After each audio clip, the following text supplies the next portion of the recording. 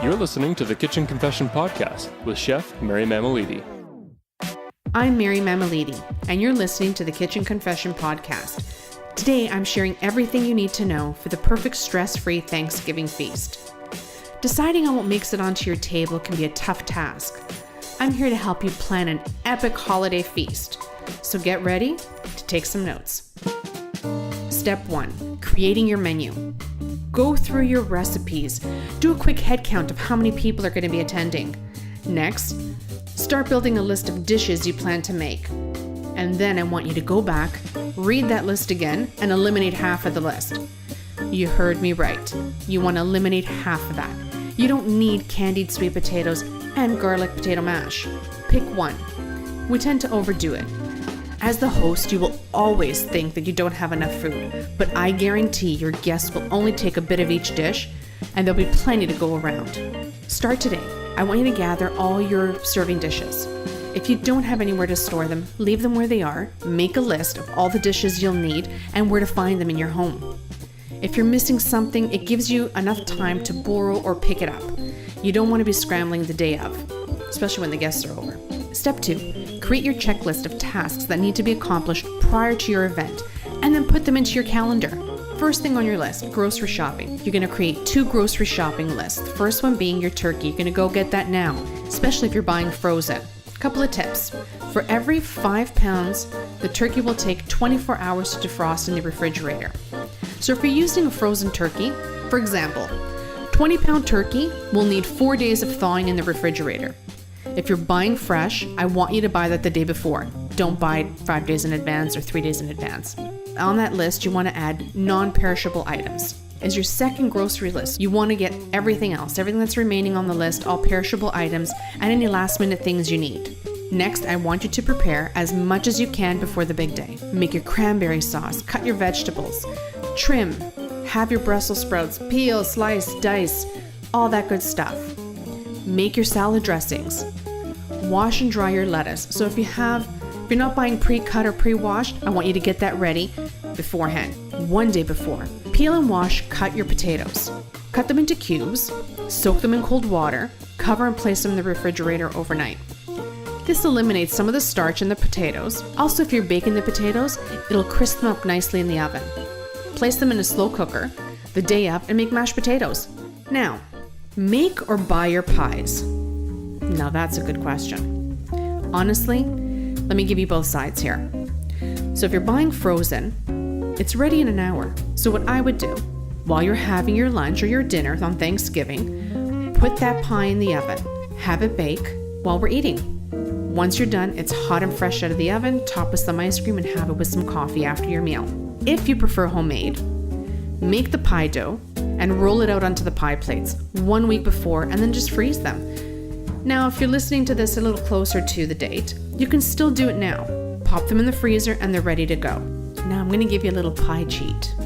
Shh, it's just between us.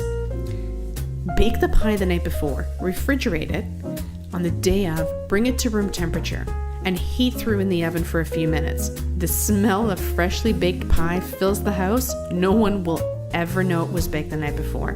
How to cut corners without sacrificing taste? Well, Williams-Sonoma has you covered. I walked in there the other day and they have pre-made stuffing. All you do is add some chicken broth to it, sausage if you'd like, or keep it meat-free, and roasted chestnuts, which they have there. Bake it, and you have an out-of-this-world stuffing. I purchased focaccia stuffing. You can buy cornbread stuffing. There are a few other ones. There's a great selection there. They also have pecan pie filling in a jar. You heard me. Pecan pie filling in a jar. All you have to do, buy the ready-made pie shells. Pour it in, bake it, done. Fantastic. And it's easy. Who says you have to slave over the stove for hours? Step 3. We're on the night before now.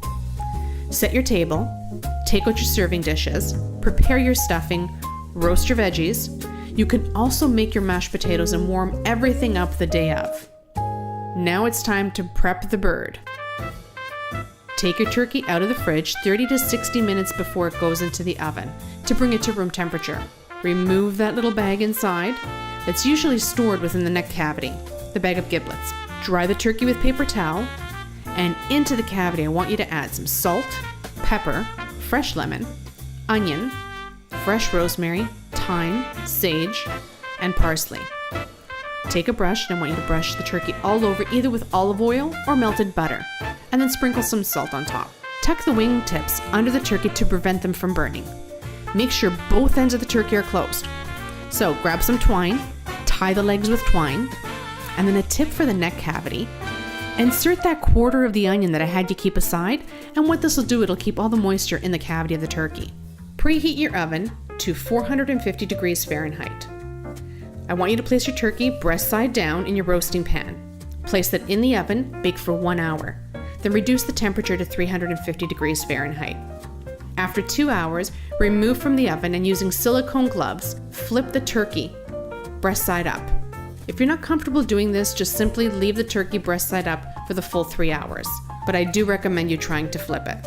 If you notice that your turkey is getting a little too golden, the last 30 minutes, avoid browning by tenting the turkey. Or you can use the back of a wooden spoon and tap the breast of the chicken. If you hear that little crunching sound, you want to tent your turkey. If it's got a little bit of give, you can still leave it uncovered. Using a thermometer is key. Insert the probe thermometer into the thigh of the turkey. It should read about 165 to 170 degrees. You're done. All right, it's time for a quick Q&A. Ready? Who's washing their turkey? Stop it. No, seriously, stop it now. Now, wait. Before you get your feathers in a ruffle, let me explain. Washing the turkey can contaminate your kitchen. The water can spray on your backsplash, all over your sink. Cooking the turkey to the right temperature will kill any bacteria that may be lingering on your turkey. You can't wash that away. To brine or not to brine? There are people who stand strongly on both sides of this question. So if you brine your turkey, go ahead. But for me, I don't bother with the extra step. I get a great tasting and moist turkey without brining. So if that's your jam, go ahead and do it. Stuffing or no stuffing? Honestly, I can take it or leave it. But we're going to take it because it is a Thanksgiving tradition. I do find the turkey does cook faster without stuffing. But again, the choice is yours. I prefer to cook mine in a separate dish. How long does it take to cook a turkey? Okay, so cook times can vary. Let me explain. So 13 minutes cooking times per pound is a good estimate. It should take a 14-pound turkey 2.5 to 3 hours total cooking time. Hopefully that helps you. Happy Thanksgiving from our kitchen to yours. Be kind, be thoughtful, be genuine, and most of all, be thankful. Oh, I almost forgot. Eat, drink, and don't forget your stretchy pants. God bless Lycra. It's that time. We've reached the end of another show. Be sure to visit kitchenconfession.com for more recipes and foodie finds. I'd like to thank producer and editor Matt Agnew, and our music this week came from taketones.com. See you at the next episode.